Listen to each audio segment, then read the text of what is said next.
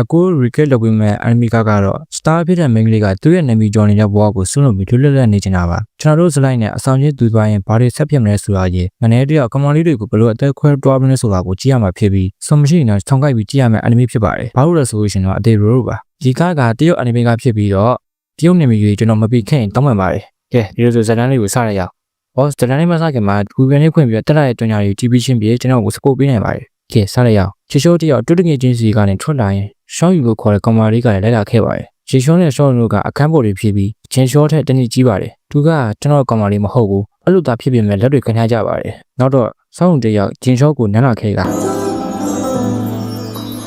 နည်းနည်းလေးပြောကောင်းပါလေငင်ခံနေတာပေါ့ကျွန်တော်ပြောရနော်ဆောင်းရိုက်ပြီးကြည့်ရမယ့် anime လို့အခုမှအပန်းတရရှိသေးတယ်ကျွန်တော်တို့ရှောင်းနဲ့မတွေ့ခင်ကအချိန်ကိုပြန်သွားမယ်ဆိုရင်ချင်းရှောမှာငငယ်လေးတက်ကတူကြိုက်ခဲ့တဲ့ကောင်မလေးတယောက်ရှိပါတယ်လို့အဆောင်ကိုပြန်လာရင်အဆောင်ရှိမှာကောင်မလေးတယောက်ကိုတွေ့လိုက်ရခါချင်းရှောကတော့သူကဘယ်သူလဲပေါ့ဝဇာလေးပြီးထွက်လာတော့တဲ့ကောင်မလေးကရှိနေတော့မှာပဲချင်းရှောရဲ့ဒီကောင်မလေးကိုရင်းနှီးလေးလိုခံစားနေရလို့ဟိုလေကျွန်တော်တို့အရင်ကဆုံးမလားမသိဘူးမဟုတ်ပါဘူးနောက်မှချင်းရှောရဲ့တူတကယ်ချင်းအရန်ကြိုက်တဲ့ရှောင်းယူမယ်တိလိုက်ရခါ Dramacy အပွဲကရှောင်းယူမလားမမဘူးပဲငါရှောင်းယူပဲဘာလို့ချင်လို့လဲအနာဂတ်သားကဘာလို့ချင်လို့လဲရှေ့လေးရှောင်းမထင်နေတာတောင်းပါတယ်ဗျကျွန်တော်အထင်လွယ်ကားသလိုဖြစ်သွားတာပါကျွန်တော်တကယ်ချင်းက Dramacy fan ပါခမားပုံပဲကျွန်တော် like နေတာတကယ်ပြောရပါပောက်ကရရဲ့လုံးနေခဲ့ကနောက်မှချင်းရတာလေးရှိလို့တွားဖို့လုပ်ရင်တခုပြောချင်ပေမဲ့လည်းပြောမထွက်ခဲ့ပါဘူးချောတယောက်သူ့ကိုစောင့်နေတဲ့ဇွန်းစီကိုရောက်လာခဲ့ကဒီလိုနဲ့ရှေးရောနှပ်ပြည့်ပြောဖြစ်ရင်ဇွန်းမင်းမရေးစားရှိလားမေးလာရင်ဇွန်းတယောက်ကတော့ဒါဘလိုမီးကူးကြီးပဲပေါ့ဒီတိုင်းပဲမေးတာကွာနောက်တော့စကားလေးကြောင်းလှည့်လိုက်ပါတယ်ဒီလိုနဲ့ပြန်မလို့ကြရင်ပြင်းနေတဲ့ဇွန်းကိုပေါ်ဝါလေးပေးလာခဲ့ပါတယ်မင်းစံမှာပြန်ပြီးပေါ့ကွာချောတယောက်အိမ်ကိုပြန်လာတော့လေအခုချိန်ကြီးရှိနေတဲ့ချောင်းကိုတွေ့လိုက်ရကအခြားလူကိုမပြောနောက်ရှောင်းတယောက်လည်းလေကျသွားပါတယ်ဝမ်းနန်းကလာပြကောင်မလေးတယောက်လေကျသွားလို့ပါမနေ့ကကျတော့ချောတယောက်ဘယ်ဒီတန်ကိုကြားနေရတော့ထလာရင်ဖွင့်လိုက်ခါရှောင်းဖိနေခဲ့ကမင်္ဂလာမနေ့ကင်းလေးပါဆေးရုံကပြန်လာရင်မနေ့စာပဲခဲ့သေးရဲ့အတူစားကြမလားစားပြီးပြီငါ့ကိုအကြောင်းရင်းမရှိပဲဘဒူးမှမကောင်းချီချောတယောက်လည်းကြောင်းစင်းလာတော့လေဘယ်ချိန်တွေ့မလဲမေးကြည့်ရင်ဇွန်းကတော့မအားကြောင်းနဲ့အလုပ်တွေအရန်ရှုံနေကြောင်းပြောပြလာပါတယ်ညနေပြန်လာရင်ချီချောတယောက်ဒီနေ့လေကျောင်းမှာအဆင်ပြေရတာချီချောကတော့ဘဒူးမှမကောင်းဘူးဆိုပြီးမနေ့ရောက်တော့လေစောင့်နေခဲ့ကပြန်လာတော့လေစောင့်နေခဲ့ပြီးနောက်နေ့တွေမှလည်းစောင့်နေတော့မှာပဲတကယ်ကြီးလာကွာချီချောတယောက်လည်းဇွန်းမားတဲ့အကိစ္စကိုစိတ်တက်ကြနေခဲ့ကနောက်မှကျောင်းကိုရှောင်းတယောက်လိုက်ရခဲ့ပါတယ်လူတွေကတော့ရှောင်းကိုငင်းနေခဲ့ကြပြီးတကယ်ကြီးလာကွာဒီပါခဏလိုက်ခဲ့ဘယ်လိုငါအတန်ကိုတီးတာတော့အရေးပေါ်ဖုန်းကို73ကပြောလိုက်တယ်မလားဟောတီးပြီအဲ့ဒါဆိုရိုးရိုးရှင်းရှင်းပဲပြောမယ်ငါကြက်ရက်သူရှိပြီးသားငါမင်းကိုပြန်ကြိုက်မှာမဟုတ်ဘူးအဲ့ဒါကိုကြားပြီးကြီးပါတော့တယ်မင်းငါနဲ့ညစာစားခြင်းလို့မလားအမြဲစောင့်နေပြီးဗာများတွေ့ချင်တာလေးပေါ့ဘာလို့ဆိုငါမှတငယ်ချင်းမရှိလို့ပါမင်းနဲ့တငယ်ချင်းဖြစ်ချင်လို့ငါနဲ့ဘယ်လိုလုပ်ဖြစ်ချင်ကြလဲအောက်ထပ်မှာမင်းတွေရှိရမယ်မဟုတ်လားရှင်းပြမယ်အခုအဲ့မှာငါတယောက်တည်းပဲရှိရကျန်တဲ့အင်္ဂါတွေကငါတုံးကလုံးငှားလိုက်တာဝေါမင်းကတော်တော်ချမ်းသာတဲ့ပုံပဲငါတော့မင်းနဲ့တငယ်ချင်းဖြစ်ချင်သွားပြီလို့ရွေးလာခဲ့ကနင်းလည်းကြားမယ်ထင်ပါလေအဲ့အကြောင်းလေးကိုငါကြောင်းနာခံထားရတာလူတွေနဲ့ထပ်မဆက်ဆံချင်တော့တာအဲ့ဒါကြောင့်လို့ပြောလာပါတယ်ဒါမဲ့အခုတော့ငါပြောင်းလဲဖို့ကြိုးစားနေတယ်ခင်းကငါနဲ့အခန်းတူတော့တငယ်ချင်းဖြစ်ရှင်ပြီလို့ပါချင်းချောတဲ့အကြောင်းစုကိုနားလည်သွားခဲ့ကမင်းဖုန်းနံပါတ်လေးပေးတခါတလေညစာအတူစားလို့ရတာပေါ့ဒီလိုနဲ့ပဲတငယ်ချင်းတွေဖြစ်သွားကြပါတယ်စောက်နဲ့စကားပြောရင်းပြန်လာကြကဇုံးကိုချင်းချောလဲဆက်စားနေခဲ့ကမင်းတခြားတယောက်ကိုကြိုက်နေလို့တော်ရတာပေါ့ဘလို့တော့ငါတို့တငယ်ချင်းတွေဖြစ်တော့ကစိတ်ပူနေတာနင်းနဲ့ငါ့ကိုအကုန်အထင်လွတ်နေမိတာလေအတိတ်ပဲတော့ရှိတာအဲ့ဒါဆိုကိစ္စမရှိဘူးလေရှောင်းတယောက်အနာကလာခဲ့ကတကယ်လို့အဲ့လိုဆိုရင်ငါနင့်ကိုချစ်မိလို့ရတယ်မလားအဲ့ဒါတော့မဖြစ်ဘူးလေကွာချောတယောက်ပါတီတစ်ခုကိုရောက်နေခဲ့ကချင်းချောမင်းကောင်မလေးမလားနေ့လည်ကလာတာချင်းချောလည်းသူ့ကောင်မလေးမဟုတ်ကြောင်းနဲ့ပြောရပါတော့တယ်ဒီတိုင်းအိမ်နာချင်းပေါ့ तू ကအဆင်ငယ်ပေါ့ငါ့ကိုတူနဲ့မဆက်ပေးပါလားချင်းချောကိုပြီးရတဲ့အတင်းတိုက်နေခဲ့ကဘိုးအောင်လုပ်ပြီးပြောခိုင်းမယ်ပေါ့ငါ့ကိုအထင်တင်းနေတာပဲဒါမှလည်းမိုးနေခဲ့ပါတယ်ရှောင်းတယောက်လည်းဖုံးဆက်လာခဲ့ကအတန်ကြည့်ရတာမိုးနေပြီထင်တယ်ပချင်းပြန်လာမှာတော့ပါတီကပြောဖို့ကောင်းတာဒါပေါ့ဟိုပေးတဲ့ရောက်လာခဲ့ကဟဲ့ကောင်မလေးမနေ့ကလာတော့တဲ့ကောင်မလေးမလားဖုံးချသွားပါတယ်နောက်တော့ရှောင်းတယောက်ရောက်လာခဲ့ကဘလို့လို့ရောက်လာတာတော့ရံဖြစ်တဲ့ထင်နေတာလက်ထဲမှာလည်းထုဖို့ပလင်းယူလာခဲ့ပါတယ်ကောင်မလေးပြန်တွေ့ရတာဝမ်းသာပါတယ်ကွာကြောင်နေခဲ့ကဘလို့တွေမိတ်ဆက်နေတာတော့နောက်ငါတို့ချင်းနေတာမျိုးကိုလုပ်ချင်တာမလားလဲလီလိုက်စောက်လည်းဂျင်ရှော့ကိုသွားစို့လို့ပြောပြီးလက်ကိုကန်ရက်ခါ ကျချောတယောက်ကတော့ရင်းနေခုန်နေခဲ့ပါပြီနေပေါင်းကွာဖွန်ကြောင်နေခဲ့ပြီးအချင်းတွေတင်းမာလာခဲ့ကပလင်းနဲ့ထူတော့မဲ့ချိန်မှာပဲတပိုင်းပြီးသွားပါပြီနောက်တစ်ပိုင်းမှာတော့ပလင်းနဲ့ထူတော့မဲ့ချိန်မှာပဲကိစ္စတွေမရှင်းခင်မှာပဲဂျင်းရှော့လဲဖိရရပြေတဲ့ကြောင်းပြောရင်းနဲ့ပတ်ထုတ်သွားပါတယ်စောက်ယူကိုခေါ်ထုတ်လာခဲ့ကမိနစ်ကြီးကြည်ရိုက်မှုတာကွာစောက်ပြောင်းလဲပြဿနာတွေရှိကြောင်းနဲ့အရင်ကကိစ္စတွေကိုလည်းပြောရင်ခွန်နဲ့လာခဲ့ကဂျင်းရှော့လဲနှစ်သိပ်ပြနေပါတယ်ငါရဲ့ဘွားကိုအိမ်ထဲမှာပဲနေပြီးကွန်ဆိုးလုံးမမရတာအထီးကျန်နေချိန်မှာတင်ငယ်ချင်းလိုချင်တယ်လေခဲ့ပါမင်းမတော်ကျူဖြစ်လာရတယ်ငါမသိဘူးဒါပေမဲ့အရေးကြီးတဲ့အချိန်ကြရင်ငါနားမှာရှင်းနေပေးမယ်ဟုတ်ပြီလားဒါနဲ့မင်းကဘလို့ရှာတွေ့ခဲ့တာလေအဲ့ဒါကဒီနားမှာကတ်ထားတဲ့ပိုစတာတွေကြောင့်ပါဂျီယိုနဲ့လက်ကြည့်ကြရင်စာပေကျိုးစိုးပွဲအဘက်ကိုတွေ့ရရကဇုံးရှိမလားစိတ်နဲ့ထွက်လာခဲ့ကတကယ်ပဲဇုံးကိုတွေ့လိုက်ရပါတယ်ဇုံးတယောက်လည်းအဲ့ဒါဒရမာစီအဘက်ကရှောင်းယူမလားပြောလာခဲ့ရင်အဲ့လိုပြောတော့ပန်ဝန်းကျင်ကလူတွေကသူကအဆိုတော်မလားကြည့်ပြီငါကြည့်ပြီသူကဘာလို့နေတာလဲသုံးထွက်လိုက်ပြီလားသူကနမောနမဲနိုင်တယ်ဖက်ဆက်ပေါက်လဲစိုးတယ်ကြားတယ်ကိုလာဟာလာရဆိုသူ့မှာကိုဝင်ရှိနေပြီတဲ့ပေါက်ကြရတယ်ပြောနေခဲ့တာရှောင်းယူလဲမဟုတ်တော့ကတွေကြားပြီးတော့စစ်ထိုးသွားပြီးသူကဘာတူလဲတမင်လောက်တာမလားဘလို့အချစ်မကောင်းတာလဲတောင်းနေပြီရှင်းရှော့ငါတခုခုပြောတာမှားသားတာလားသူကနေပြချင်းလားမဟုတ်ပါဘူးအစင်ပြေပါတယ်ဒီလိုနဲ့ပါစကားမတ်တိုင်ကိုလက်ဖို့ပေးရင်ပါစကားကနောက်ကျသွားတဲ့အတွက်ငွေချင်းတွေကိုဖုံးဝကြည့်ပြမယ်လေမကန်ကြပါဘူးဒီလိုနဲ့ပဲဌာနထဲမှာပဲအဲ့ဖို့လောလိုက်ပြီးဒါမဲ့အိမ်ကလူတွေကစိတ်ဆိုးမှဖြစ်ကြတဲ့အတွက်ရှောင်းအစီကိုရောက်လာခဲ့ကဘာလာလောက်တာလဲအခုနီလေးတောင်းရှင်လို့ပါငါးပြပတွေကနည်းနည်းရှေးဦးဆက်ဆန်တယ်တညာတော့အပြင်မှာနေတဲ့တည်ရင်တေချာပေါက်ရေကုန်ဆုတ်ခံရမှာမို့လို့ဒါကြောင့်တငယ်ချင်းဖြစ်ဟန်ဆောင်ပြီးဖုံးပြောပြလို့ရမလားအကူကြီးတောင်းလာခဲ့ပါတယ်ချွချွန်းတယောက်လည်းလောက်ပါငါရဲ့နမိမယ်လေးရဲ့ကူညီပြလိုက်ပါဘာညာနဲ့မြောက်ပေးနေခဲ့ကပေးဒီလိုနဲ့ဇုံမီပါတွေကိုကျွတ်သွားဖို့လုပ်ရင်ရှောင်းလည်းအထဲဝင်လာခဲ့ဖို့ပြောလာပါတယ်ငါတို့ခဲမှာတော့တယောက်နဲ့တယောက်ပြည်လေသွားကြပြီးသူတို့မဟုတ်တဲ့အတိုင်းပါပဲဘာညာကြီးပြောရင်သူချစ်တယ်ငါချစ်တယ်လုံးနေခဲ့ကြပါတယ်ရှောင်းတယောက်ပူလို့အပြင်ထွက်လာရင်ရှောင်းဒီမှာအရန်အေးဟာအညီလေးပြလာပါတယ်ဇွန်ကမစိုးဘူးမလားကောင်းစုံလေးထွက်လာတာသူ့အကြောင်းပြောချင်လို့လားအဲ့တော့ကဇွန်ကပါစကားစီးလို့ရတယ်မင်းကလည်းဖြစ်အောင်အဲ့တော့ကပြောဖို့မရရခဲ့ဘူးမင်းကိုတောင်းဝင်ဖို့အတွက်သူမုတ်တွေဝယ်နေနောက်ဆုံးပါစကားလူသားခဲ့တယ်သူတကယ်မရရခဲ့တာပါကွာဒီကောလေးမတက်ခင်တည်းကသူနဲ့တိလာတာလားအေးမင်းတို့အကြမ်းမိပါတယ်ဒီကြောင့်ဖြစ်တဲ့အကြာကြီးနဲ့ဒီလိုတကယ်ကြီးမျိုးရှိတာကိုပေါ့ဝါရနေခဲ့က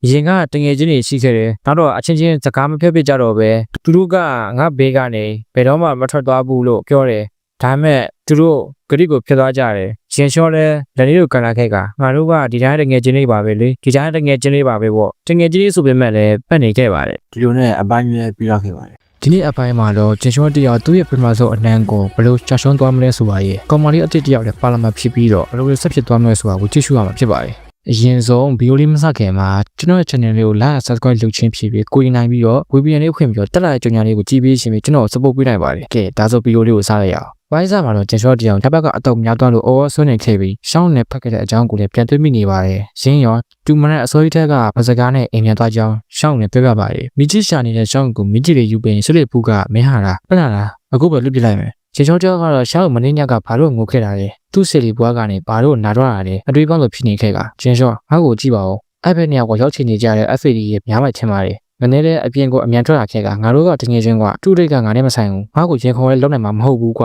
လုံးဝပဲကိုအတိပေးနေခဲ့ကရှောင်းနဲ့ရှိုးနေခဲ့ပြီးကြွကြော်စားကြမလားဘာညာလေးပြောရင်ဒီရှော့ကတော့ကျွေးမိတော့မှာပါဒီချောင်းတယောက်လည်းကြောင်းမှာတော့ရှောင်းကသူ့ကောင်မလေးကိုထင်နေကြပါတယ်ရှောင်းလည်းရောက်လာကဇင်းလည်းပါလာပါတယ်ချယ်ရီပန်းတွေပွင့်နေတဲ့အတွက်သူသားကြည့်ရအောင်ဒီလိုနဲ့ရှောင်းတယောက်ကတော့ခလေးလေးကိုပြောနေခဲ့ကငါမှတငယ်ချင်းလည်းမရှိဘူးဒီမှလည်းဂယုမဆိုင်ကြပါလားဒီချောင်းသူလည်းအလိုက်တည်ပြီးပြောပေးရပါတော့တယ်ဓာတ်ပုံလေးနဲ့စိတ်ကြရင်အဲ့လိုနဲ့ပျော်နေရတဲ့အချိန်မှာဇင်းတယောက်ကနှိမ့်ဝက်ဆောင်မှုပဲလာတော့မယ်လို့အားကြီးနဲ့ပြောချလိုက်ပါတယ်ညနေကျတော့ဇင်းတယောက်လည်းနှုတ်ဆက်ရင်ပြန်လာကြကရှောင်းလည်းဇင်းပုံလေးကိုပြလာခဲ့ပါတယ်တကယ်ပဲသူ့ကိုကြက်လာတာမဟုတ်တာကွာတကယ်ပဲတိတာနေတာကိုကွာတကယ်ပဲတိတာနေတာလားဒါပေါ့ဒါမဲ့ချင်းချောတကယ်မတိရလားဘာလို့ဆိုတိရငါတိရသူကငါ့ကိုစိတ်ဝင်စားနေတာမဟုတ်ဘူးသူနဲ့စကားပြောဖို့ပေါ်ကိုစီစဉ်ပြအသုံးချခဲ့တယ်အဲ့လိုလည်းမဖြစ်ခဲ့ဘူးရှောင်းနဲ့တွေ့တာကိုလည်းမလိုလားခဲ့တာမဟုတ်ဘူးငါသိပါတယ်ဇင်းကငါ့ကိုစိတ်ဝင်မစားဘူးဆိုတာသူကတော့ငါ့အတွက်အမြဲတမ်းဆုံးသူပေါ့ငါရဲ့အခြေဦးလေးပေါ့ကွာညနေကျတော့ချင်းချောလာပါငါတို့အိမ်ပြန်ရအောင်မန်ခက်ဆောင်းလို့ကောင်းတယ်မလားဒါကြီးကိုစောင့်မိသွားခဲ့ကဘာကောင်းတာလဲ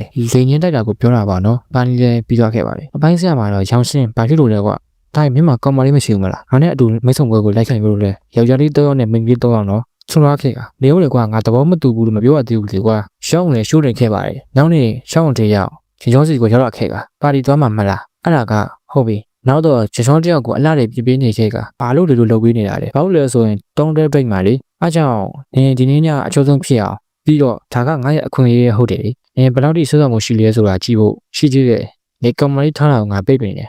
ဘာလို့လဲအကယ်၍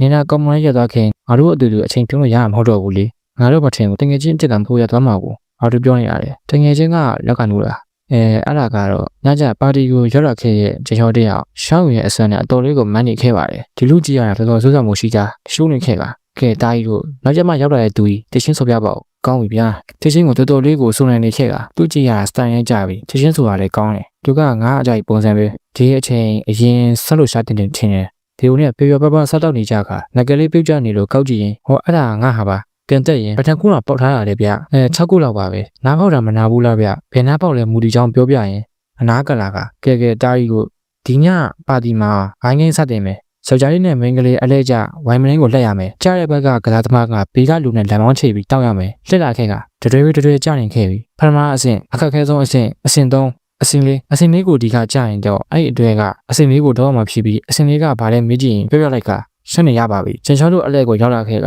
ငါပလင်းကိုအတာလေးလှက်လိုက်ရင်ငါတို့ဘက်ကိုကြက်တော့မှာမဟုတ်ဘူးဒီလိုနဲ့လှက်လိုက်ကဒါမင်းလေးဒီကျွန်တော်ဘက်ကိုကွက်တီကြီးကြက်လာခဲ့ပါတယ်အဆင့်လေးကိုလောက်ရမှာဖြစ်ပါတယ်အဆင့်လေးကိုလောက်ရမှာနော်ဘလို့ချင်ကျွနေပေမဲ့လည်း stop မင်းတို့လေးယောက်ဘာဖြစ်နေကြငါတို့မသိဘူးဒါကစီမင်းပဲလေဒီလိုနဲ့အစင်လေးကိုစားဖို့လွန်ရင်အစင်လေးကတော့အရက်ကိုကောင်မလေးကငုံပြီးနမ်းပြီးတော့ stop ဘလို့ပဲကြည့်ရပါတော့ရှောင်းဘက်မှာတော့ပြင်းနေခဲ့ပြီးဂျင်ချောတယောက်ဗာများလုံနေတယ်လို့တွေးနေခဲ့ပါတယ်ဘိုင်းစားဂျင်ချောတယောက်နမ်းခဲ့ရတော့မယ့်ချိန်မှာအကောင်မလေးကလွန်ခဲ့တဲ့တလားကရီစားနဲ့တက်သွားပြီးအချစ်မှရင်ကြည်မှုမရှိပဲပြင်းလေးချက်အနှင်းငယ်နဲ့ဒီမစုံဘွဲကိုရောက်လာတာပါလိုတိုရှင်းပြောရမယ်ဆိုရင်ဘဲလာရှာပါနန်းတော့မဲ့ချိန်မှာပဲနေပေါင်းကြကျွန်တော်အခုထိဘေကောင်မလေးနဲ့မှမနှမ်းဘူးလို့တခြားလူကမင်းရဲ့ပထမဆုံးအနန်းကဘယ်ကနေရိုက်ခဲ့ကြတဲ့မင်းမိတ်ဆုံဘွဲကလို့ပြောလိုက်ရှင်မတက်တော့လို့ပါခမရတို့လားဆိုရင်တော့ဘယ်ပြောကောင်းမလဲကျွန်တော်သိနေတယ်အဲ့ဒါကြားပြီးကြီးရွာတော့တယ်အဲ့လိုနဲ့မအောင်မြင်လိုက်ပါဘူးမိတ်ဆုံဘွဲနဲ့ပြီးသွားပြီးကောင်မလေးတယောက်ကတော်တော်လေးကိုမူးနေပြီးမနေ့နဲ့သူလိုက်ပို့ပေးမယ်လို့ပြောလာပါတယ်ဒီလိုနဲ့နှစ်ယောက်တည်းပြန်လာကြရင်အင်းတစ်ခါမှမနှမ်းဘူးဆိုတော့ရီးစားတက်မထားဘူးပေါ့ဟုတ်ကျွန်တော်မှ crash ရှိဘူးလေအလဲတန်းတော့က fusion နဲ့အချိန်ပဲဒါမဲ့အချိန်ကြာကြီးတစ်ဖက်တက်အခြေဖြစ်နေတာပြောရမယ်ဆိုရင် Jeff Friend ပေါ့မင်းကရောငါလားလမ်းခွဲခဲ့ရအချစ်မှစူးစားတိုင်းပြန်မရဘူးပေါ့ကွာနင်းကုန်နေတာလားမဟုတ်တာဒီလိုနဲ့ကောင်းမလေးနဲ့ငါသွားတော့မယ်ရောက်ရင်ငါ့ကိုစားဖို့မမေ့နေဘူးနော်โอเคချွန်းတယောက်နဲ့ရှောင်းအောင်ကြီးကိုအပြေးလေးပြန်လာခဲ့ရင်ရှောင်းအောင်ချောင်းကိုပြန်တွေးမိနေရင်အဆောင်ကိုပြန်လာတော့မိတ်တီးပဲစောင့်နေတဲ့ရှောင်းအောင်ကိုတွေးရရပါရဲ့မင်းမိတ်တီးဘူးလားနင့်ကိုစောင့်နေတာလေစကားပြောကြရအောင်စကားပြောကြရင်နင့်တစ်ခါကအော်အဲ့ဒါမဆုံပွဲမှာတော့ကကောင်းမလေးတွေစိုးပေးခဲ့တာအဲ့ဒါဒီတိုင်းပါပဲနင်းဘာကင်းဆော့ထားတာလေနှကန်းပေါ်မှာနှကန်းတွေစူးထားတာလားအဲ့ဒါကတို့စပြီးစူးထားတာပါဂျင်ချောလည်းမပြောတတ်ဖြစ်နေပြီဂျင်ချောလည်းအဲ့ဒီတော့ကအကြောင်းကိုပြန်တွေးမိရင်လှုပ်ဝက်ချက်အားမဖြစ်ပါဘူးကွာကြည့်ရတာပြောချကောင်းခဲ့တာတွေမြန်သွားတဲ့ပုံပဲပြောရလားအဲ့လိုမဟုတ်ပါဘူးကွာလက်ခံလိုက်စမ်းပါပြောနေတယ်လို့မဟုတ်တယ်လို့မလုံးနဲ့နောက်တော့ဂျင်ချောနင်ကအရာအလုံးကိုမငြင်းရတဲ့သူပဲနင်မလုပ်ချင်တော့မငြင်းဘူးမလားနင်ကငါ့ကိုဆွဲဆောင်နေရဲ့အဲ့လိုနဲ့ပဲနည်းနည်းလေးပဲပြောကောင်းမလဲပြန်နေပါတော့တယ်ဒီလိုနဲ့ဂျင်ချောရဲ့ပထမဆုံးအနမ်းကတော့တာယာတဲ့ညာလေးမှာပြီးသွားခဲ့ပြီတငယ်ချင်းပေါ့နော်ဒီလိုနဲ့နောက်တော့ပြန်နေကြအောင်ဆယ်ဝါလောက်ခွဲဖို့မမေ့နဲ့နော်နောက်ပိုင်းကျရင်ဆောင်းခိုက်ပြီးကြည့်ရမှာဖြစ်တဲ့အတွက်ဆက်မြတ်ပေးကြပါအောင်အားလုံးဘိုင်ဘိုင်ဘိုင်းစားဂျင်ချောတယောက်နန်းခဲ့တဲ့အကြောင်းကိုပြန်တွေးအိမ်မပြောပဲစိတ်တွေလှုပ်ရှားနေခဲ့ပါကြောင်းရလာလို့လေနန်းခဲ့တဲ့အကြောင်းကိုပဲခေါင်းလိုက်ရောက်နေခဲ့ကညနေကြောင်းဆင်းတော့လေရှောင်းအောင်စီကိုရောက်လာခဲ့ပါတယ်မင်းအခန်းပေါ်ရှာနေတဲ့ဆိုတဲ့ဆိုင်းဘုတ်ကိုငါတွေ့လို့ပါအဲ့ဒါငါတွေးနေတာရက်မရတော့ဘူးပြီးတော့မင်းညကအကြောင်းလေးပြောချင်လို့ဆိုတော့ငါတို့မင်းညကနန်းခဲ့တာပေါ့ရှော့သွားပါတယ်ဒါနဲ့နေပထမဆုံးနန်းပူတာလားကြေရွဲသွားပြီငါတို့ဆိုရင်အဲ့လိုဆိုလို့လားဘာဖြစ်ပါဘူးအောက်ဖို့ကောင်းတယ်မျက်နှာခမ်းကနူးညံ့နေတာပဲအဆင်ပြေရဲ့ဘာကြောင့်လဲပြောနေကြကဒါပေမဲ့ဘယ်လိုလုပ်ရပါမလဲတဲရောကနေ့ရက်ပထမဆုံးအနန်းကဘယ်သူနဲ့လဲဆိုရင်အဲ့ဒါပထမနှစ်တုန်းကတိုက်ခိုင်းအပြစ်မှာဆိုပြီးသူနဲ့လည်းမင်းအောက်ထပ်မှာနေတဲ့အမတစ်ယောက်နဲ့ဆိုပြီးအဲ့ဒါနည်းနည်းတော့တမျိုးကြီးပဲရှောင်းငါ့ကိုစိတ်အေးထားရအောင်တခြားပြောစရာတွေရှိလို့အခမ်းမော့ရှာမယ်ဆိုတာဘာလို့ကတ်ထားရလဲမေးကြည့်ရင်ငါအခမ်းကိုငေါ့ဖို့ပါဘာလို့ဆိုရင်ငါအရှင်ဖြုံးတဲ့သူကနေနဲ့ဇင်းနှစ်ယောက်ပဲရှိတာလေနည်းနည်းတငယ်ချင်းလိုချင်လို့ပါကဲပါငါတို့ဆောင်ရွက်ပြီးရင်စံတဆိုင်မှာအတူသွားစားကြတာပေါ့ဟာနင်းနဲ့လေးကိုဂိုင်းဝရမလားအော်အေးရပါတယ်နောက်တစ်နေ့မှာလည်းချင်းရှော့တယောက်ရှောင်းအောင်နဲ့နန်းခဲ့တဲ့အကြောင်းတွေရှောင်းရဲ့အကြောင်းတွေပဲခေါင်းလေးအကြောင်းတွေခဲ့ကမဖြစ်ဘူးစိတ်အေးထားတဲ့နေနောက်တော့ဇင်းတယောက်ရောက်လာပြီးဒီလိုနဲ့ဇင်းနဲ့စကားပြောရင်စာကြည့်တိုက်ကိုတွားကြဖို့လွန်ရင်လူပြည့်နေခဲ့ပါတယ်ဟဲ့ဇင်းစာပြန်နေဖို့လားဘာညာလေးပြောနေကြရင်ချင်းရှော့ကတော့ကြည့်နေပါတင်းကြီးတင်းကြီးနဲ့စနေခဲ့ကချင်းရှော့လည်းဒါကိုမြင်နေရပြီဒါနှစ်ကောင်လေးလားဟုတ်ပါဘူးဒီတိုင်းတငယ်ချင်းကောင်းပါစာဆိုင်မှာတော့ဆက်ကြမလားရှားတယ်မလားချင်းရှော့ဘာညနေကပဲ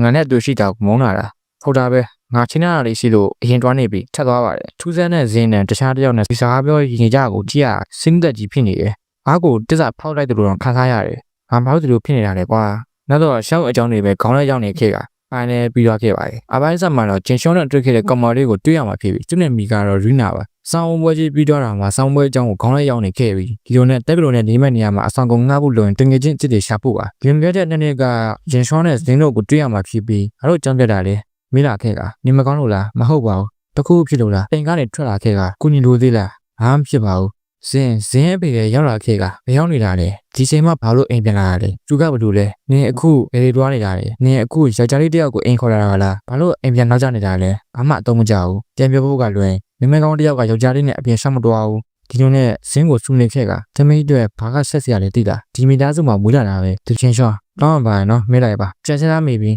းဇင်းကအရာအလုံးကအတိတ်တူတူနဲ့လက်စသက်တော့ပြောင်းလဲသွားတာကငါကိုဇင်းနဲ့ဝင်လာရင်ငါနဲ့ခဏလက်ခဲ့ပါလားပြစရာလေးရှိလို့ခေါင်းထက်ကိုခေါ်လာခဲ့ရင်လာခဲ့လေဝါမြင်ကွင်းကမဆိုးဘူးပဲဒါပေါ့ဂျီမီကငါအကြဆုံးနေရလေအရှိကနေရအကြောင်းတွေကိုလည်းရှင်းပြနေခဲ့ပါတကယ်တော့ငါဒီကိုနင်းနဲ့မလာချင်းခဲ့ဘူးငါတို့ဆိုရင်ငါမတက်တော့တာတွေပြောမိမှဆိုလို့သူကြောက်နေတာငါ့ကိုဖွင့်ပြမှုလားလို့တွေးနေခဲ့ပြီးငါငယ်ငယ်ကအိမ်ကနေထွက်ပြေးတယ်အဖေကိုဆက်ကျင်တယ်အခုငါစဉ်းစားတာကငါလွတ်တင်တာကိုလွတ်ခဲ့တာတွေပဲအဲ့ဒါအကြောင်းလဲဆိုရင်ကြော်လို့မဲ့ချင်းပါပဲကျန်ကြတာပေါ့ဆောင်းပွဲရှိသေးတယ်ဒီပေါ်ငါနဲ့ဒီကိုမလာချင်းဘူးဆိုဘာလို့ငါ့ကိုခေါ်လာရလဲဝင်းနေခဲ့ပါတယ်ဇင်းကတော့တကယ်တော့ငါအမြဲတမ်းသူ့ပြနာမှာထိုင်ချင်ခဲ့တာတတိတ်လေးပဲစနာရှိခဲ့တာပါအဲ့ဒီတော့ကသူတင်ဝင်တူနေတာငါသိရင်ငါရဲ့ခလာချက်တွေကိုဘယ်လိုပြင်ပြောရပါမလဲဒါမဲ့ငါအချိန်နေနဲ့သူနဲ့အတူရှိဖို့ကခွင့်မပြုဘူးငါသူ့ကိုမျက်နှာချက်အမှားတွေမပြင်းတင်ဘူးသူနဲ့တွဲမရတဲ့ရဲ့အထိချင်းချောတော့နားမလည်ဘူးသူဘာပြောချင်လဲဆိုတာဒါမဲ့သူနားတဲ့တွေပဲမောနေတယ်ငါရဲ့ပြောညံ့မှုတွေသူ့တဲ့တနာကျင်လာတဲ့အချိန်တွေပြီးတော့ငါမျောနေတယ်သူ့ခံစားချက်တွေမပြောင်းလဲဘူးပေါ့ကြည့်ရတာဇင်းနဲ့ဂျေချောကိုစိတ်ဝင်စားမှုရပါတယ်မနေ့ကဂျေချောတယောက်နိုးလာတော့ရှောင်းကိုမြင်လဲရပါတယ်စတောင်းဝဲပြီးမှလားမလုပ်တာလေစိတ်နေပြီးချတော့ဂျင်ချောလုံးနေခဲ့ကတကားလေးတန်ကိုကြားလိုက်ရကရှောင်းနဲ့တွားကြည့်ရင်ဇင်းကငါ့ကိုဗာပြောမှုလဲဆိုတာငါအခုလေးစဉ်းစားမရသေးဘူးကွာအတန်ကြားလိုက်ရကအခန်းပေါ်တက်လာထားကြည့်လာကိုပြီးပါအောင်ဂျင်ချောဒီလိုနဲ့ဒါရင်ဂျင်ချောနဲ့ရီနာတို့ပြန်တွေ့လိုက်ရကမိတီမှာမလုပ်နေတာလေဒီလိုနဲ့အပိုင်းလေးပြီးတော့ပါတယ်အပိုင်းဆက်မှာတော့ရင်းနာတဲ့အဆောင်ရှာနေရှောင်းတို့အဆောင်ရှိကိုရောက်လာခဲ့ကမေးကြည့်ဖို့လို့ရင်ရှောင်းကိုတွေ့လိုက်ရကလှလိုက်တာဒီလိုမျက်နှာလက်လာရှိနေကြလားဆယ်လီများလားအော်ဟိုဟာဒီဘက်မှာအခန်းပေါ်ရှာနေတယ်ဆိုလို့နေရာလာကြည့်တာပါအော်ဟုတ်ပြီအထဲဝင်ခဲ့ပါဒီခန်းငှားမလို့ပါနေရာအကျဲနဲ့ပစ္စည်းစုံလည်းရှိပါတယ်ဒါမဲ့အချင်းတစ်ခုတော့ရှိရဲ့အပေါ်ထက်မှာနေတဲ့တငယ်ချင်းကောင်လေးတယောက်သူ့ကိုဒီမှာတွေ့နေရလို့စိတ်မရှိဘူးမျောနေတယ်ဒါမဲ့အဲ့ဒါကဒီနေရာကောင်းပါတယ်နောက်တော့ငါဝင်ကြည့်ရရမလားပစ္စည်းတွေကိုတွေ့လိုက်ရကရီနာလည်းအတော်လေးကိုတိုက်နေခဲ့ပါတယ်ဒီလိုနဲ့အခုလက်ရှိအချိန်ကိုပြန်ရောက်လာခဲ့ကအစိုးရကတီးခဲ့ရင်လက်ကမှမဟုတ်ဘူးလို့ရီနာလည်းတွေ့နေမိပါတော့တယ်ချင်းချောကောင်းအောင်ဆက်ဆက်နော်ဘာဖြစ်လို့လဲအယူလေးဒါမှနေလာလို့ရမှာပေါ့လွတ်လပ်လပ်ငါအခန်းထဲကိုကောင်းပါပြီကျွန်တော်ကူဝေးမယ်မလို့သူဘာဖြစ်သွားရလဲကွာအဲ့ဒီညကငါတို့ဘာမှဖြစ်ခဲ့တာဘူးနောက်မှရီနာကိုစာဖို့မိသွားတာဖြစ်ပြီးစာမဖို့ဖြစ်တဲ့အကြောင်းရင်းကတော့ရှောင်းနဲ့နည်းနည်းခဲလို့ပါရှောင်းဒါမိတ်ဆက်ဘုတ်ကိုမေးလိုက်ရင်ဘယ်လိုလုပ်မလဲ try လို့ကွာပစ္စည်းတွေကိုတည်ပြီးနေရင်တမထားရမလဲဗျအမီမောက်ခွန်နေခဲ့ကခနဲ့မိကရီနာဟာနေ့နေ့ကြောင်တောင်းအောင်ဒါဆိုင်မှာစားတော့နေကြရင်ဂျေချောတယောက်ကိုရီနာကတော့အရက်တွေမိုးအောင်တိုက်နေပါတယ်ရှောင်းတယောက်ကတော့လေနစ်ခံဖို့အတွက်ထွက်သွားရင်နေကြနေတဲ့သူကတူတာငါမှ crush ရဲ့ဆိုတာနေဘလို့သိရလေနိမတာနေပြောပြရလေဂျေချောတို့လည်းထွက်လာကြရင်မိစုကအကြောင်းကိုပြောနေကြရင်ရှောင်းကိုလည်းကြားသားခဲ့ပါတယ်ငါစာမပိုးလိုက်ရတဲ့ကိစ္စအတွက်တောင်းပါပါတယ်အလိုများနေလို့ပါငါမေးလို့မရဘူးဘာကိုလဲဘာလို့ဆိုရင်ငါ့ရဲ့ပထမဆုံးမို့လို့သူ့ရဲ့ပထမဆုံးမိတ်ဆက်ပွဲကအလှတော်ရေးကြည့်ရတာတွင်းနေပြီယူနာကတော့သူ့ကိုပြောနေတဲ့အချင်းကြီးပါရဲ့ရှောင်းကိုလည်းကြားနေရကကြည့်ရတာမူးနေပြီထင်တယ်အတင်းကြီးတွန်းခေါ်ထုတ်လာခဲ့ပါနောက်တစ်ခါမှတော့ဂျင်ရောတယောက်မူးနေပြီနေမလုပ်နေရတယ်ပြောလားဘာကိုလဲနေပုံစံကြည့်ရမပြောသလိုမဟုတ်ဘူးပဲဘာလို့ပြောနေတာလဲဟာစိတ်တူစရာကြီးကိုဘက်နဲ့ရွှေ့ရှောင်းကိုလည်းဘာမပြောညာမျိုးနဲ့နန်းလာခဲ့ပါဒီခါတော့အဲ့ရပေါ်မှာဖြစ်ပြီးညရဲ့အနံလေးဖြစ်ပါတယ်ရှောင်းကိုလည်းငါတို့ဘာလို့တဲမသွေးကြရတယ်ငင်ခန့်ကိုနောက်နေတာပဲဘာလို့လဲနေမလုပ်ချင်ဘူးလားငင်ကဆယ်တွေလေငါဘလို့လို့ငင်ကကိုကြိုက်ရလားဒါပေါ့မရကြီးပဲငင်ကငါကြိုက်ပုံစံပဲညမှာပုံမှန်ရလဲရှိရပခုံးကလည်းကျဲချောက်ကလည်းရှိရဘာညာလေးပြောနေခဲ့ပါတယ်ငင်ကကိုမကြိုက်ဘူးလားဇင်းအကြောင်းကိုပြန်သွင်းမိနေပြန်ပါလေဂျင်ရှောင်းလည်းအိပ်ပျော်သွားပြီးရှောင်းကိုလည်းဝင်အိတ်လိုက်ပါတယ်ဘယ်လိုမျိုးကြည်ညိုဖို့ကောင်းပြီးအေဂျင့်နဲ့ဖွာမျိုးကိုငါအလုပ်ကြိုးစားတာကိုရက်ပြီးအလုံးနဲ့မဲ့အဖြစ်နေပြီးငါရည်ချွေးနေကိုတုံးဖြွန်းပြလိုက်မယ်လို့တွေးနေခဲ့ပါတယ်မနေ့ကျတော့ဂျင်ရှောတဲ့တက်ရှိအားလုံးကချိတ်စာကောင်းကြပါတယ်တူတူအဲ့ဒီချိန်မှာဆိုဒါမဲ့ဒီမှာရှိနေတဲ့မိန်းကလေးကသူကနည်းနည်းတော့ထူးဆန်းတယ်သူနဲ့ပတ်သက်ပြီးငါဘာမှမသိသေးဘူးဒီလိုနဲ့အပိုင်းလေးလည်းပြီးသွားပါတယ်ဂျင်ရှောတယောက်အဲ့ရကထားလာရင်ခုကြောင့်ကိုထွက်ဖို့လုံနေကြမလို့ပါဘူးငါတို့ချမ်းမှာဘာဖြစ်ခဲ့တာမဟုတ်တာတူတူထွက်ကြတာပေါ့သူနဲ့ပတ်သက်ပြီးငါနားမလည်တော့ဘူးကွာနေရတာထွက်လာကြရင်ရီနာနဲ့တွေ့လိုက်ရကအမောနေပြီးအဆင်ပြေရတာမျိုးနေရမင်းညကအေးနင်တူတူလို့မဟုတ်ဘူးဟာအားလေငါတို့အတူအိတ်ခဲ့လေလေပောက်ကြီးရတယ်ထင်နေပါပြီလိုက်ခဲမှာတော့ချေချောတယောက်ရှောင်းရဲ့အကြောင်းကိုလိုင်းပေါ်မှာစာကြည့်နေခဲ့တာရှောင်းရဲ့အကြောင်းကိုအရင်သိချင်မိရဲ့မဆက်စုသိမှုဆိုပေမဲ့သူ့ကိုမေးကြည့်လိုက်ရမလားအဲ့ဒီသူကတော့ရှောင်းရဲ့ဖန်ကြီးသားဖြစ်ပြီးဂျင်ချိုရဲ့တငယ်ချင်းပါ ဘာလဲကွာတစ်စားဖောက်မင်းဘာပြောနေတာလဲငါအရင်ကငါမေရဲ့နောက်ကမှပင်လယ်စာတွေစားနေတာကိုမင်းတိုင်ပြောခဲ့ရတယ်ခင်စောကတော့စိတ်စိုးနေတော့မှာပဲသူ့ရဲ့မြေကခင်စောဖြစ်ပြီးရေချွတ်တငယ်ချင်းမှာဒါပဲညီပေါင်းကွာငါမေးကြတယ်ခုရှိလို့မင်းရှောင်းရဖမ်းမလားမင်းဘလို့တည်ရလဲဘာလို့ဆိုမင်းပဲငါ့ကိုသူ့ရဲ့မွေးနေ့တွေသူ့ဝါဒနာတွေဘာရောက်ကြတယ်ဆိုတာတွေကိုပြောနေခဲ့ရတယ်ပြီးတော့ငါသူတက်ခဲ့တဲ့ college နဲ့တူတူပဲမင်းသိရမလားငါတို့တွေတငယ်ချင်းအောင်ဖြစ်နေကြပြီနေ့တိုင်းတမင်းတူစားကြတယ်ဖြစ်နိုင်လားရှောင်းကမင်းတို့တစ်စားကောင်းနဲ့တငယ်ချင်းလုံးမာနေလားချသွားပါလေချေချောတယောက်နဲ့အတော်လေးကိုစဉ်းစားခက်နေခဲ့ကအဲ့လိုစဉ်းစားနေချိန်မှာပဲရှောင်းတယောက်ကတော့နန်းလာခဲ့ပါတယ်ဒွိနာနဲ့ရောက်လာလို့မသိသလိုနေလိုက်ရပါသေးတယ်။နေ့ကျတော့ကေစောတယောက်လည်းသူ့မိကအစားအစာတွေကိုဂျေချောတို့စီကိုပို့ခိုင်းလိုက်လို့ရောက်လာတာဖြစ်ပါတယ်။ဂျေချောနဲ့ထွက်လာရင်နောက်မှကင်ဆယ်မန်တိလက်ရကရှောင်းနဲ့သူနဲ့တွေ့ရင် point အကြီးတက်မှာပါ။ယို့မင်းထွက်လာပြီပဲ။ပြော့ငါမိသားကိုပေးခိုင်းလိုက်လို့ကျေးဇူးပဲကွာ။တွားပြီနော်တိုင်မေပြီးစကားတော့ကောင်းကောင်းမပြောဘူး။ပါစီပြောနေခဲ့ကကောင်မလေးတန်ကိုကြားရရခနေုံဒီကောင်ဒီလိုနဲ့ငနဲ့နဲ့ချန်စီယိုကိုကြော်ပြီးလာပါတော့တယ်။နောက်မှအဲ့ဒါသူ့ရဲ့အိုင်တော်သူအရန်ကြိုက်ခဲ့တဲ့ရှောင်းမန်တိလက်ရပါတယ်။ဘာတူလဲရှောင်းဟဲ့မင်းဘာလုပ်တာလဲ။အားလေးကန်ရောရမှာ။ဒါမှမဟုတ်တမ်းဝင်ရိုက်မိလား။ရှောင်းနဲ့ထပ်သွား။နောက်နေ့မှာဂျေချောစီကိုအစိုးရနေတဲ့ကင်ဆဲကိုတွေ့ရမှာဖြစ်ပါတယ်။ဘယ်လိုလုပ်ဝင်လာတာလဲ။ညံကိုကြော်ပြီးဝင်လာတာ။ရှောင်းထပ်သွား။နေ့ကြတော့လေထပ်ချောင်းနေခဲ့ပြီ။ဟဲ့ရှောင်းကအိမ်အပြည့်အမြဲထွက်လာလား။မင်းကနာဘူးလားကွာ။နောက်နေ့မှာလည်းမုတ်တွေနဲ့ရောက်လာခဲ့ကသွားပါကွာ။ရှောင်းကမင်းနဲ့မတွေ့ချင်ဘူးလေ။သူ့ကိုလေးစားပါကွာ။ဒီစံကွာငါသူ့ကိုဘယ်လောက်ထိဆိုးရဲလဲဆိုတာ तू မသိဘူးလား။ပေါ့စီပြောရင်ထွက်လာခဲ့ကရှောင်းကိုတွေ့လိုက်ရပြီ။ तू နာချိတ်တာပြ။ကြိုက်ရ။ပျော်နေပြီ။နောက်တော့လွှတ်ပြလိုက်ပါလေ။ငါ तू နာကိုကြိုက်ရပဲပြောတာ။ဒါမဲ့စားမှန်မပြောဘူး။ငါ့ကိုလာမရှာနဲ့တော့အဟုတ်ရင်တရားရက်တက်ပြင်မယ်။ကင်းစင်းနဲ့ဗာလဲပေါ့။သူမြချေနာဆက်ဆန်တာကိုဒီလိုမျိုးနေချိပြလဲပေါ့။ငင်ကဒီလိုလူမျိုးလား။ TV ပေါ်မှာကျင်နာတဘောကောင်းပြနေကြမပင်ပန်းဘူးလား။ချင်းချုံတော့ရောက်လာခါမင်းကဘာလဲထွက်သွားပါကွာမင်းနဲ့ဆန်လို့လားဒါပါနဲ့ကျူးလို့နေတာတော့မင်းဘာဖြစ်ချင်နေတာလဲငါတူတဲ့စကားပြောချင်တယ်တိုက်ရမရှိရအခြေတင်နေတင်းမှလာခဲ့ကအခုကြည့်ချင်ထပ်သွားမဟုတ်ရင်ပိုင်နဲ့ကြုံမှုနဲ့ရဲတိုင်ပြင်ပြင်စင်းနဲ့စစ်တုံမှုတွေနဲ့ထပ်သွားပါတော့တယ်ရှောင်းမင်းအဆင်ပြေရလားငါမှသွားတာဝါရနေပြီရေချိုးနဲ့နှစ်တိတ်ပြီးနေခဲ့ပါတယ်နောက်ခဲမော်တော်စင်းတယောက်ပွဲလို့ကြရင်သူတွေ့ကြအောင်လို့ဂျင်ချိုးကိုစားဖို့နေခဲ့ကပိုင်းလေးပြီးသွားခဲ့ပါတယ်အပိုင်းစားမှာတော့ဂျင်ချိုးနဲ့စင်းတို့မနေ့ကအကြောင်းတွေကိုပြောပြရင်မင်းရောမသိချင်ဘူးလားရှောင်းရဲ့အကြောင်းကိုငါလည်းသိချင်ပါရဲ့ဒါပေမဲ့မေဖို့ကမတင်တော့ဘူးလေအဲ့ဒါကြောင့်နောက်ွယ်မှာသူ့အကြောင်းတွေကိုရှာမနေနဲ့ဟုတ်ပါပြီကွာငါအမားပါလမ်းလျှောက်လာကြရင်လက်ကားတဲ့ဘောကပြကြတော့မဲ့အချိန်မှာပဲဂျင်ရောတယောက်ဖက်လိုက်ကရိုမန်တစ်လီဖြစ်သွားပါတယ်တောင်းပါပါတယ်ရပါတယ်ဒါငါအမားပဲဒီမှာခဏဆောက်အောင်စောက်တွေကိုကောက်ပေးနေရင်ဂျင်ရောငါကောင်းစီမှာရှိနေမှာပြလို့ရကြရင်လည်းလာပြီးကူညီပေးပါလားဟုတ်ပြီလေဂျင်ရောကြောက်တယ်ဘာလို့သူငါနဲ့အချိန်ပြောချင်နေတာလဲပေါ့တကယ်သူရှောင်နေရမှာမဟုတ်ဘူးလားမဟုတ်မှလည်းရောငါတို့အခွင့်အရေးရှိသေးတာထင်တယ်နောက်နေ့ပွဲတော်မှာတော့အရန်ကိုလှပတင့်တယ်နေတဲ့ရှောင်းတယောက်ဂျင်စောတွေကိုရောက်လာခဲ့ကလှမှာဂျင်စောတယောက်နေမျောနေပြီမင်းအော်တိုဆောင်းလိုက်အောင်မင်းလူတွေကိုစီရီမအတိပေးနေတယ်လို့ပဲဒါကိုထားလိုက်ရှောင်းနဲ့ပွားစီရင်းနေပါတော့တယ်ဒီလိုနဲ့ဂျင်စောနဲ့ရှောင်းတို့စတင်းနေကြရင်ဆောက်ရနေကြပါတယ်နောက်နေ့ယူနာကိုပြန်တွေးလိုက်ရကမင်းနဲ့လာတာပဲလားဟုတ်တယ်ပွဲတော်ပဲကိုရှောင်းလည်းရောက်လာခဲ့ကငါတို့တွားကြမလားယူနာကတော့ဂျင်စောကိုလက်ခံထားကြလို့ခြေခွဲသလိုခံစားနေရပါတယ်ဒီနေ့ပြောစရာကောင်းခဲ့တယ်အရန်ကိုပြောဖို့ကောင်းခဲ့တယ်ငါနဲ့တာလုံးတလူခံစားမိတယ်တတိမရှိခဲ့ဘူးငါရဲ့ခံစားချက်တွေရေဆိုင်ဖို့လက်ခံဖို့မုန်းနေခဲ့တယ်ငါတို့ဆိုစင်းကြောင်အပြည့်စီကိုခံစားနေရတယ်ခေါင်းထဲမှာရှုပ်ထွေးနေတယ်ဒီနေ့ပြောရလားအေးဒါမဲ့ငါမထင်ဘူးလိန်ညာမှုတစ်ခုနဲ့နေနိုင်မယ်လို့ဆွမ်းမှုမရှိတော့ပဲဟမဆောင်နိုင်ဘူးနေနေခင်ငါ့ကိုကြိုက်ရတာလက်လေးကိုကန်လာပြီးတကယ်ပဲနေကိုနိုင်ရတာကြိုက်တယ်ဈေးဘက်မှာတော့အလုပ်တွေကိုနေဂျေရှောနဲ့ဆောင်းတို့ကိုတွေ့ရရကခွေးတော်မှာတွေ့ကြဖို့စာပိုတုံးကဂျေရှောတယောက်ဆောင်းနဲ့အတူပွဲတော်တွားမှာမလို့မလိုက်နိုင်ကြောင်ပြောလာခဲ့ကငါပြောင်းလဲသွားတာကိုပထမဆုံးသိချမရဲ့သူကဈေးမဲအပိုင်းလေးလည်းပြီးသွားပါတယ်အပိုင်းစတစ်ချင်းဖြော်ပြနေကြတဲ့သူတွေစီကိုတွားကြည့်ကြရင်ကဲအားလုံးပဲမင်္ဂလာပါကျွန်တော်ကစူးစင်တင်ဆက်သူပါဘယ်သူမှစုမပြင်းအောင်ဆွဲဆောင်နိုင်ငါသူ့ညမှာအစားရရတယ်မလားရပါတယ်ဖန်ပြောမှုလားအဲ့ဒါငါ့မှာကြားနေတဲ့သူရှိတယ်ဂျင်ရှောလေးဈေးကတရားကိုကြိုက်တယ်ဘသူများလဲစဉ်းစားနေရပြီဒါမဲ့ငါတွေးတာငါ့ခံစားချက်တွေကိုတို့တွေပဲထားမှာပါငါအခုငါတချင်းဆိုမယ်ဒီလိုနဲ့ဇင်းတယောက်တချင်းဆိုမှခဲ့ကအတန်ကတော့ကောင်းလာမပြီးပါနဲ့စာပက်နေဒီလိုပါပဲစောင်းတယောက်လည်းဝမ်းနဲ့နေခဲ့ကဂျင်ရှောလည်းနှစ်သိပြီးနေပါတယ်ဂျင်ရှောတယောက်လည်းငါတို့တွေပါတီလုပ်ကြရအောင်ပါတီလားဒီလိုနဲ့ PC တွေပြင်းနေကြရင်ရှောင်းလည်းပါတီကလူတောင်းအောင်ထဲလားအနေပိုးလို့ဖြစ်နေလို့ပဲဂျင်ရှောနဲ့ဒါဆိုဇင်းကိုလည်းဖိလိုက်မယ်လေနောက်ကင်းသေးကြီးပါရောက်လာခဲ့ကကင်းသေးကတော့မကြေသေးပဲရုပ်တည်ကြီးဖြစ်နေခဲ့ကဂျင်ရှောလည်းမဖြစ်ဘူး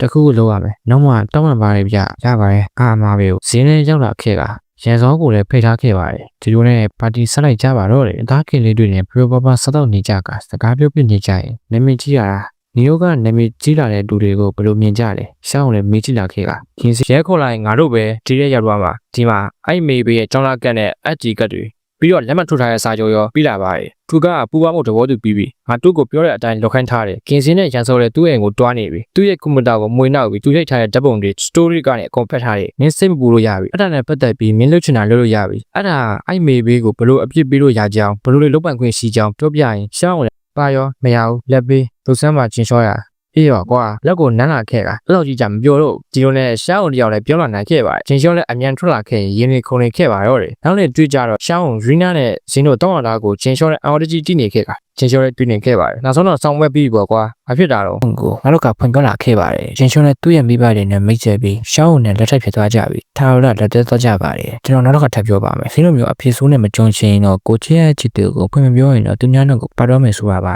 အဲ့ဒါကြောင့်အမြဲတမ်းဖွင့်ပြောလိုက်ပါငငယ်ရရင်တော့ကိုချင်မဲ့သူတည်နေမှာဖြစ်ပါတယ်ဒီလိုကြာရင်တော့လာစခွန်လုပ်ခဲ့ပြီးတော့နောက်တဲ့ဗီဒီယိုလေးအတိအကျမှပြင်ပြကြအောင်အားလုံးပဲဘိုင်ဘိုင်